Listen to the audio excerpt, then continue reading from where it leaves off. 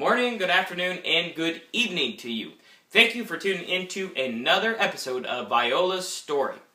Now, I know last time I talked about how we got a nurse, and this was such a big window that it's hard to cover everything in time-framed order. So I'm going to kind of go back a little bit to right around when she was 1. When she was close to 1, around 1, a little after, she started having issues again with throwing up with her formula. And we were kind of bouncing back and forth with rice milk and the formula. She'd do great, and then we'd turn around and start trying to do the formula again and still throwing up and getting sick. During this phase, we were our sister-in-law, my sister-in-law, oh my goodness, Amber's sister, so it was my sister-in-law, was getting married, and we had to fly. I gotta sneeze, pardon me. Use your elbow. Alright, so we had to fly out there, and we were getting really worried with her and getting sick so much that we were afraid how she was going to handle everything on the plane out and on the plane trip back. So we knew we had to go out there for the wedding, so we were just, okay, we'll just take it day by day. We get out there.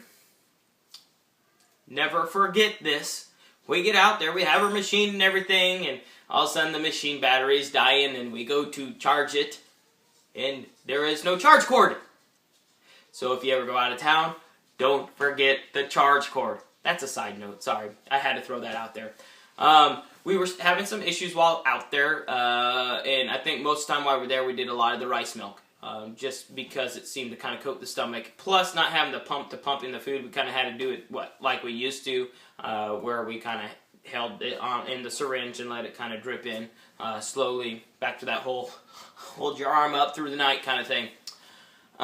So we flew out, came back after the wedding, obviously, and shortly after coming back, here's the shocker I talked about in the last episode. We're sitting at the table eating. She's sitting there crying and whining. And we're like, what is going on? Why is she fussing?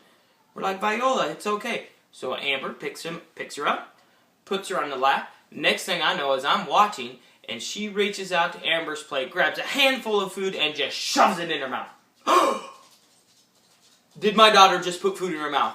Oh my God. It was a shocker. That was a shocker to us. She was showing now signs of wanting to eat.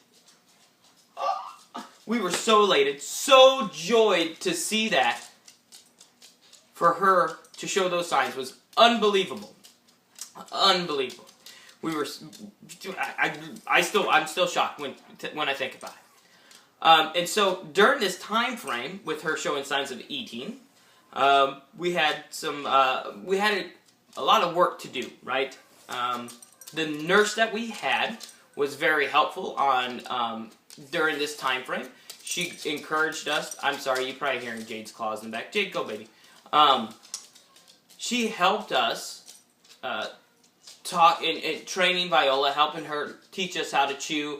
She was having issues. We would only feed her a little bit at a time. Small little things like 5 Fruit Loops or just a little bit of pudding, whatever it was. It was very small. The nurse was very helpful at trying to train her to chew and to eat. She would pocket the food. Viola would pocket food, or she would choke on it. Couple times they had to do the Heimlich on her. A couple times they had to go in and sweep it out. So we were very diligent on it. Whenever we would feed her, we would make sure she was sitting upright, not laying down anywhere, or not walking while eating, stationary. Like I said, little pieces at a time. The nurse also encouraged us to start a food journal, start tracking what it is that she liked to eat, what did she have problems eating, what was easier for her to eat, what was easier for her to drink. That way when we would go into the speech therapist or the doctor, we had a lot of data with us. We also had to do a couple swallow studies for her to make sure she wouldn't aspirate on the drink or the food while she was eating. And those turned out to be okay.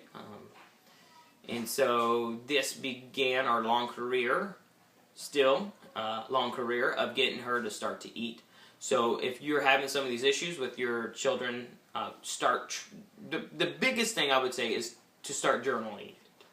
You know, make records of how much they're eating, what it is they're eating, how often are they wanting to eat or how often they are eating. This helps in the long run, like I said, especially when you go to the doctors and the specialists.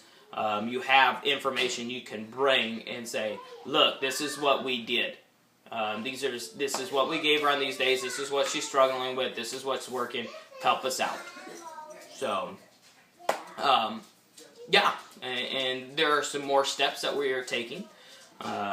That will come in later in another episode. The next episode I'm going to do is also during this time frame of her starting to show wanting to eat. We had a lot of run-ins with doctors, and some good, some not so good.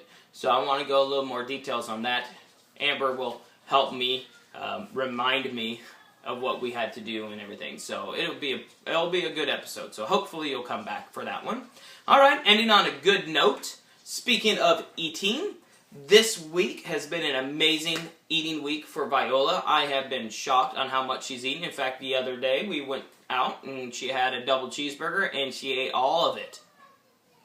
A double cheeseburger. All of it. Bread and everything. So she was hungry.